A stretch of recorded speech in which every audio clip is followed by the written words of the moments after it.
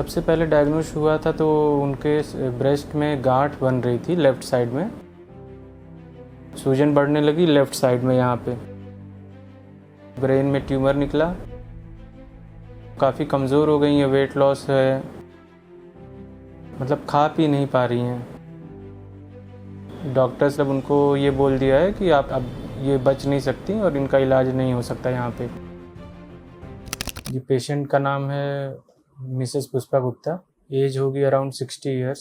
Patient हैं Jaunpur Uttar Pradesh. Patient मेरी mother हैं। सबसे पहले डायग्नोज हुआ था तो उनके ब्रेस्ट में गांठ बन रही थी लेफ़्ट साइड में। उसके बाद जो है वो पहले बहुत छोटा था तो हम लोग सेल्फ मेडिकेशन कर रहे थे, सोच रहे थे कि गांठ है कुछ गल जाएगी, क्योंकि मेरे पापा जो है गांव में प्रैक्टिस करते हैं।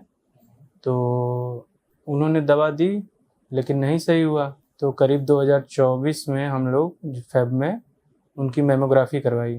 उसके बाद जो है कि 2024 मार्च में जो है उनका हम लोग ले गए उनको बनारस। वहाँ पे उनका ट्रीटमेंट चालू हुआ कीमोथेरेपी का। तो उसके बाद उनकी सर्जरी हुई थी। लेफ़्ट साइड का ब्रेस्ट पूरा एक्सिलरी लिम्फ नोड सब निकाल दिए थे। उसके बाद जो है उनका रेडिएशन थेरेपी हुआ।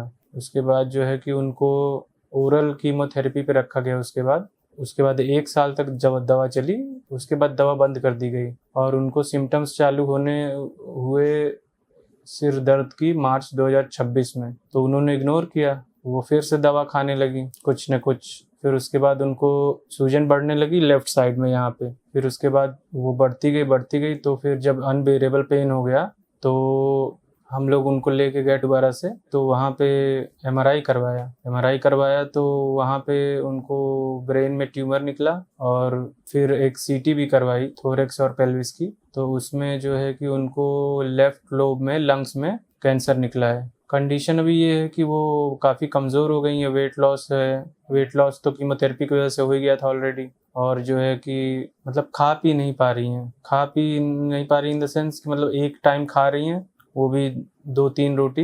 एलोपैथिक मेडिसिन में हम लोग इसलिए छोड़ के आ रहे हैं क्योंकि डॉक्टर्स ने मतलब उनको ये बोल दिया है कि आपका अब ये बच नहीं सकती और इनका इलाज नहीं हो सकता यहाँ पे।